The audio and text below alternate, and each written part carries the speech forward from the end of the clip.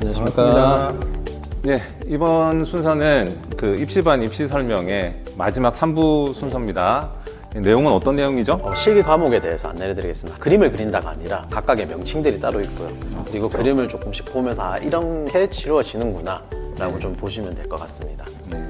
실기 과목에 있어서는 기본적으로는 기초 디자인과 그리고 기초 서양, 사고 발상으로 크게 세 가지 카테고리로 나눠지는데 네. 여기서도 기초 디자인에는 배치 구성형이 있고요. 조건 제시형이 있습니다. 그리고 기초 서양은 보통 대부분의 최상위권 학교에서 좀 많이 치루어지고요. 그리고 사고 발상은 소수의 대학에서 기초 디자인 또는 또 사고 발상 선택으로 치는 학교도 있고요. 아니면 아예 사고 발상으로 치루어지는 학교가 있습니다. 그래서 첫 번째 이제 기초 디자인 배치 구성형인 학교에 해당되는 학교가 중앙대 안성, 한양대, 상명대, 동덕여대, 서울여대, 동아대, 덕성여대 등 다양한 학교들이 있고요. 가장 일반적인 네, 유형. 일반적인 학교고 그리고 학생들이 좀 많이 가고자 하는 학교들이겠죠. 이 유형으로 모집하는 학교가 제일 많죠? 네, 제일 많죠. 그래서 보시면은 뭐 전체 그림들은 저희 B2B 학생들이 합격했던 재현작들이라고 보시면 될 것 같고요. 여기에 대한 뭐 다른 의미가 있기보다는 주어진 소재가 이미지 또는 사물이 주어지는데 대부분의 학교들은 이미지가 주어지고요. 이미지로 주어졌던 거를 가지고 이 소재에 대해서 조형적인 특징을 활용을 하여 화면에 자유롭게 배치하고 디자인하시오가 주된 단어라고 보시면 될 것 같고요. 제공된 사진 이미지의 네. 조형적 특징을 네. 살려서. 네. 그래서 당연히 관찰이나 이런 부분들이 평상시에 중요하게 작용을 하겠죠. 네. 그리고 배치 구성형에서도 좀 학교 유형에 조금 차이가 있는 학교가 있습니다. 경희대, 성신여대, 부경대, 동서대 이 학교들은 배치 구성형 소묘가 포함이 되어 있어요. 그리고 소묘와 디자인의 시간 안배가 이쪽 카테고리 안에서는 조금 더 중요하다고 보시면 될 것 같고요. 지금 보시면은 전부 다 소묘가 있는데 특정한 이제 동서대 같은 경우는 지금 보셨을 때 화면의 중앙에 소묘가 있죠. 그림 안에 포함이 되어 있는 학교가 있고요. 그리고 주어진 이미지에 대해서 소묘를 하고 오른쪽에는 그걸 활용해서 구성하시오가 뭐 부경대랑 경희대이고요. 성신여대 같은 경우는 지금 사실은 소묘의 이미지가 문제가 좀 기출이 안 되기 때문에 우선은 디자인된 것만 있고요. 소묘는 지금 보셨다시피 저 소재의 이미지를 소묘한다고 보시면 될 것 같습니다. 원장님 보셨을 때 어느 학교가 제일 좀 힘들 것 같습니까? 아무래도 두 장을 그리는 게 힘들지 않을까요? 소묘 따로, 디자인 따로 하는 부경대나 경희대가 힘들 것 같은데 네. 경희대가 시간이 더 적게 주어지죠? 네, 3절에 4시간입니다. 그리고 소재들도 난이도가 상당히 좀 높은 걸로 나오고 있습니다. 이게 뭐 주어진 시간이 적다 보니까 사실 그림 그릴 때 그 시간 안에 전략을 어떻게 세우는가도 굉장히 중요할 것 같아요. 사실은 지금 그림을 그리고 있는 모든 학생들이 시간만 많이 주어진다면 다 잘 그린다고 저는 생각을 합니다. 못 그린 학생들이 절대 없습니다. 근데 중요한 거는 대학에서는 공정한 일정에 공정하게 평가를 해야 되기 때문에 또 주어진 시간이 있습니다. 그 시간 안에 얼마만큼 완성을 하느냐. 그래서 경희대를 혹시 생각하는 학생들은 좀 첫 번째로는 손이 좀 많이 빨라야 되겠죠. 뭐 부경대나 경희대는 실기 유형이 비슷하다 보니까 뭐 부경대 가군 지원하고 나군 경희대 지원하고 뭐 이런 그렇게 경우도 많이 하는 있겠어요? 학생들도 많습니다. 예. 그리고 지금 건국대, 서울과 글로컬, 그리고 숙명여대, 단국대 죽전에서는 제시어가 출제가 되고요. 여기서는 조건 제시형이라고 하는데 보통은 제시어 또는 지문, 문제풀이 이렇게 보시면 될 것 같은데 건국대, 서울 이 그림 같은 경우는 산업디자인학과 재현작이라고 보시면 될 것 같습니다. 여기서 숙명여대랑 건국대에 대해서 잠시 안내를 드린다면은 지금 건국대 산업디자인과 같은 경우는 이미지가 주어지지가 않고요. 지문이 주어집니다. 해마다 다르죠? 예, 해마다 다르고요. 사실은 정해져 있는 패턴은 없는데 중요한 거는 건대 같은 경우는 특히나 문제풀이에 집중을 해야 돼요. 아무리 그림을 잘 그리더라도 문제를 잘못 풀면 당연히 떨어지겠죠. 그래서 제시문을 한번 안내를 드리면은 정육면체 2개, 그 정육면체 높이와 같은 높이의 원기둥, 원기둥 원의 지름은 높이와 같음 2개, 그 정육면체 6면에 내접하는 크기를 가진 구 1개가 동일한 평평한 바닥면에 놓여 있다. 그리고 허공에는 원형 거울판 2개가 떠 있다. 그리고 조건으로는 거울에 비친 이미지를 연필로만 그리시오. 제시문에 나타난 물체 이외에는 그리지 마시오. 바닥에 놓여있는 도형은 정육면체 원기둥 9의 색상과 재질을 자유롭게 표현하시오. 일반적인 상황을 봤을 때 처음에 봤던 배치형 같은 경우보다 난이도는 또 그려야 될 것들은 적긴 하지만 당연히 학생들이 생각을 좀 많이 해야 되는 상황이겠죠. 네. 그래서 제가 봤을 때는 바닥에 놓여 있다고 했는데 정육면체나 기하 도형들을 공중에 띄웠던 학생들은 다들 안 좋은 결과가 있지 않았을까 생각이 듭니다. 조건을 정확하게 네. 지켜야 된다. 그리고 숙명여대 같은 경우는 제시된 사물을 이용하여 차가움을 표현하시오가 나왔는데 보통 차가움을 표현하면은 어떤 걸 표현하시겠습니까?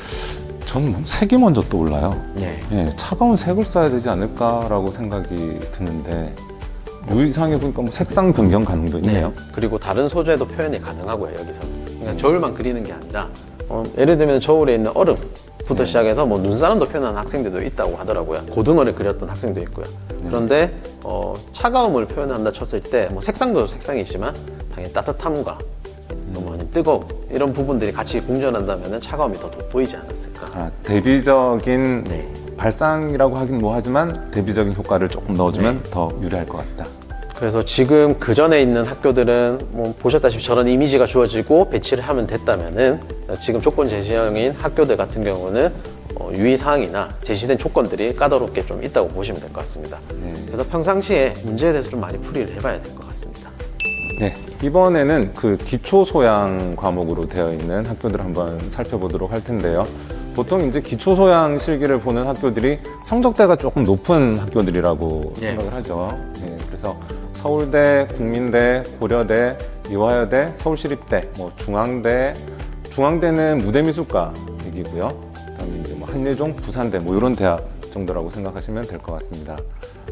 기초 소양 같은 경우에는 화면의 구성 능력도 뭐 물론 같이 보겠지만은 어떤 조건이나 문제를 제시를 해주고 그 문제에 대해서 학생들이 어떻게 생각을 하고 표현을 해내는가가 중요한 과목이 될 것 같아요. 자, 지금 그림을 한번 살펴보시면 좌측 상단이 이제 국민대 합격생 지원자, 우측 상단이 서울대 디자인 공예전공 1단계 합격생 지원자, 그리고 아래에는 서울시립대와 뭐 이화여대 유형으로 그려져 있는 그림이 있습니다. 국민대 문제를 한번 살펴보도록 하겠습니다. 작년에 출제된 문제고요. 문제를 한번 쭉 읽어볼게요. 문제, 자료 1과 같이 정면도와 측면도로 주어진 각 사물을 입체적 형태로 전환하고 이들로 구성된 정원의 자료 2의 데이비드 호크니 작품에 담긴 다시점 양식을 적용하고 표현하시오. 어려워요. 무슨 말인지 지금 뭐 글만 읽어서는 모르겠고, 일단 저 문제를 잘 보시고 조금 이따 이제 자료 1과 2가 나오니까 그 자료 1과 2를 조금 이따 살펴보시면 될 것 같습니다. 그리고 유의사항도 한번 지금 보도록 하겠습니다. 주어진 각 사물을 모두 그리되, 사물 5는 예외라고 되어 있어요. 모두 그리되 그 그리는 개수에는 제한이 없음.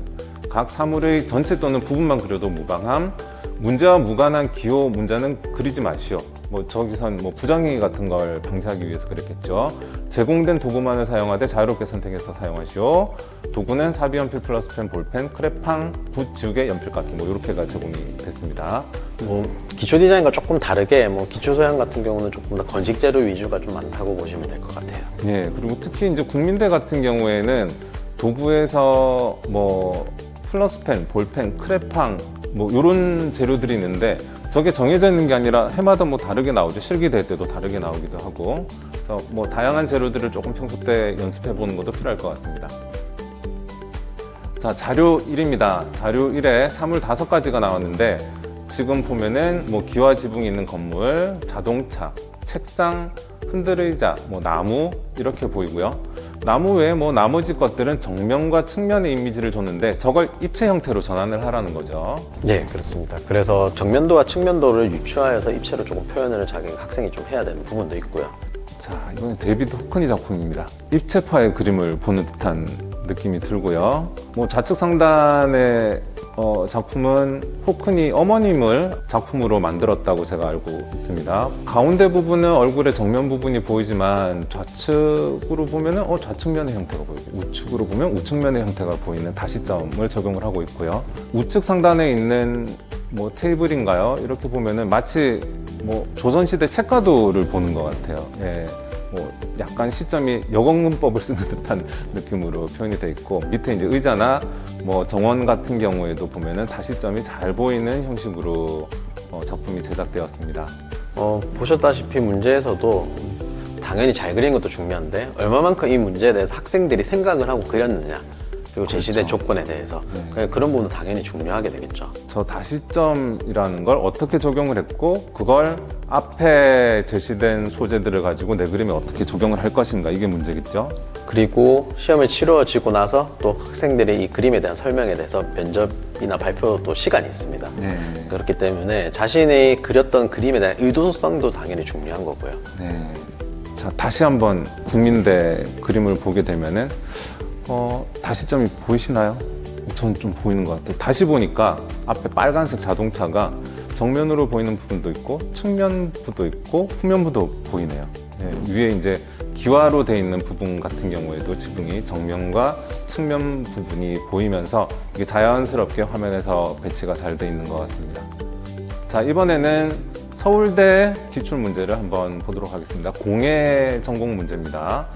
문제: 자음, 기역, 니은, 티끌, 리을, 미음, 이응의 형태 요소를 활용하여 내부가 보이는 세 개의 입체를 표현하시오. 되게 간단한데요? 간단한데 학생들이 사실은 저 문제를 받으면서 많은 고민을 많이 했겠죠. 발상을 넣어야 되나 아니면 그냥 보이는 내부가 보이는 여기에 그려야 되나. 서울대는 항상 저런 것 같아요. 문제 자체가 막 어렵게 보이진 않는데 학생의 생각을 좀 잘 담아서 제작을 하도록 문제가 나오는 것 같아요. 평가 기준을 살펴보면 관찰력과 표현력, 문제 해석 능력이라고 되어 있습니다. 제가 볼 땐 저 문제 해석 능력이 가장 중요한 부분이 아닐까라고 생각이 되고, 관찰력과 표현력은 평소 때 우리가 이제 기량을 쌓아야 되는 부분일 것 같습니다. 유의사항은 특별하진 않아요. 연필의 속성을 최대한 활용하시오. 재료가 연필이 주어졌기 때문에 연필이라는 재료의 속성을 최대한 활용을 하라고 했고, 세 개의 입체를 자유롭게 배치하시오. 그러면 문제 자체에서는 단순히 그 한글 자음을 이용해서 세 개의 입체를 표현하라고 했지만 유의사항에서 배치라는 게 들어갔어요. 그러면 구성 능력까지 보겠다라는 게 이제 유의사항에 들어갔다고 볼 수 있을 것 같고요. 자, 이번에는 사고 발상 유형의 대학을 한번 살펴보도록 하겠습니다. 예전에는 사고의 전환이나 발상가 표현으로 보는 대학이 굉장히 많았는데 지금은 이제 조금 축소되고 있는 상황이고, 축소되어진 학교도 있고요. 아니면 네. 그걸 유진하는데 유형이 조금 다르게 변형이 되어 있는 학교도 있습니다. 그렇죠. 대표적인 대학들을 보면 성균관대, 서울과기대, 부산대, 동아대, 경성대, 울산대 등이 사고의 전환이나 이제 발상가 표현으로 볼 수 있는 상황이라고 보시면 될 것 같고, 서울과기대는 명칭은 기초 디자인으로 되어 있죠. 네, 명칭은 기초 디자인인데 네. 풀어내는 거는 사고 발상이라고 보시면 될 것 같습니다. 네, 부산대 같은 경우에도 기초 소양 평가 이렇게 되어 있는 상황이고요.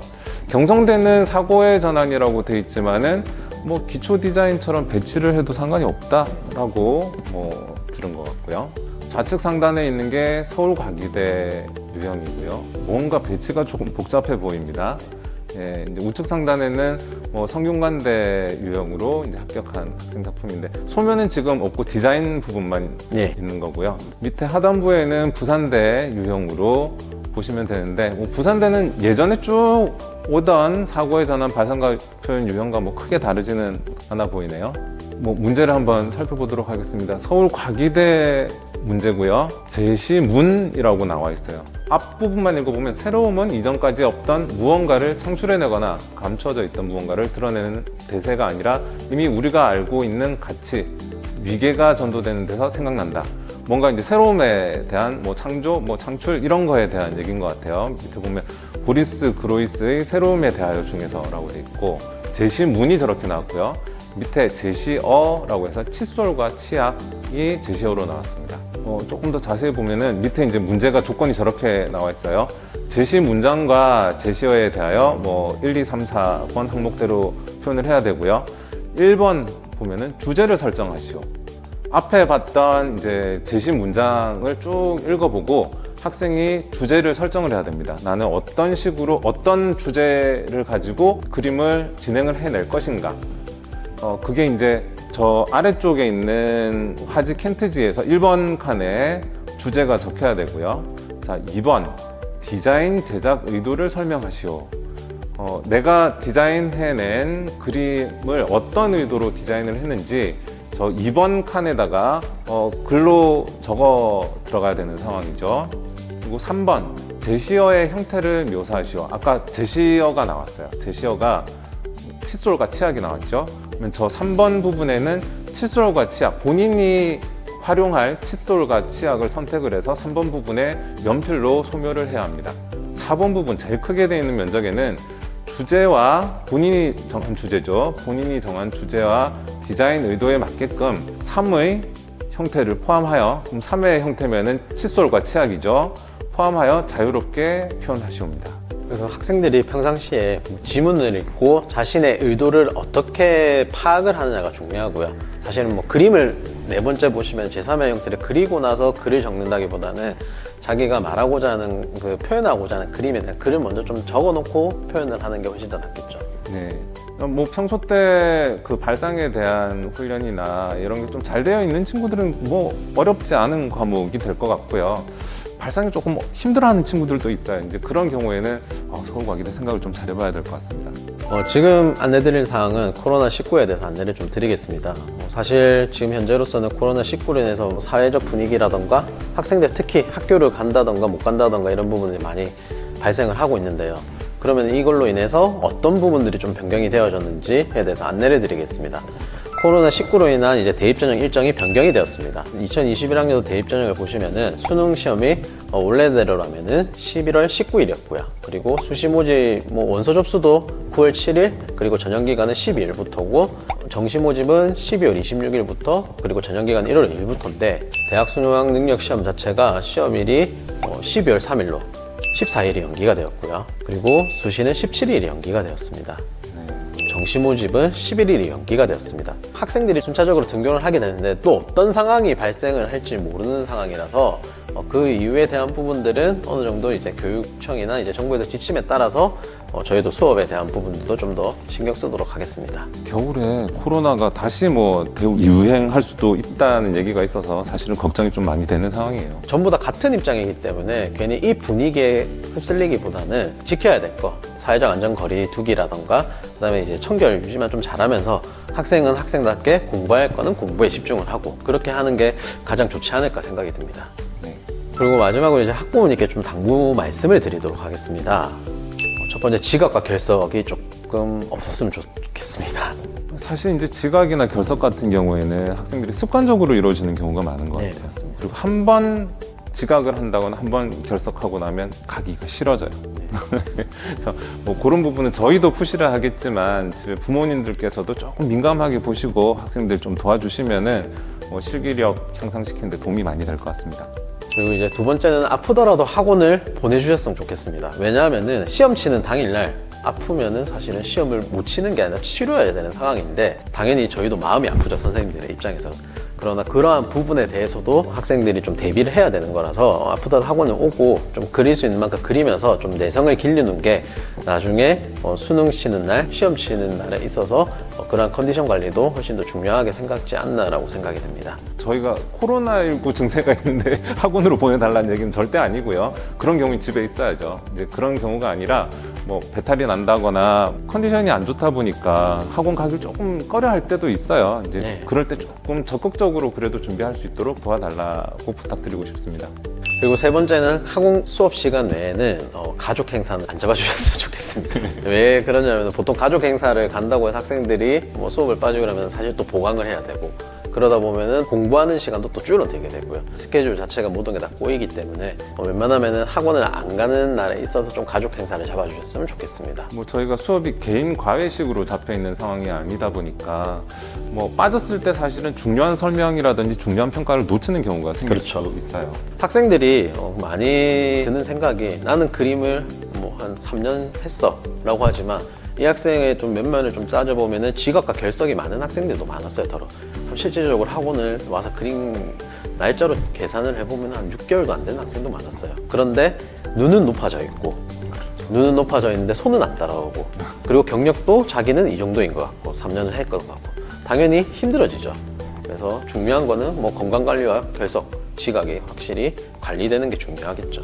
그리고 네 번째로는 꾸준함과 노력, 최선이 필요합니다. 보통의 학생들은 나는 열심히 했어 라고 생각을 많이 하는데요. 당연히 모든 학생들이 다 열심히 하고 있습니다. 중요한 거는 자신이 할 수 있는 실력 안에서 최선을 다해야 그 다음 단계로 넘어갈 수가 있고요. 결과를 너무 생각하다 보면은 학생들이 중간에 포기하는 경우들이 생기는 것 같아요. 우선 준비하는 과정에 조금 더 노력을 하고 본인이 최선을 다할 수 있도록 방향을 잡아가는 게 중요하겠습니다.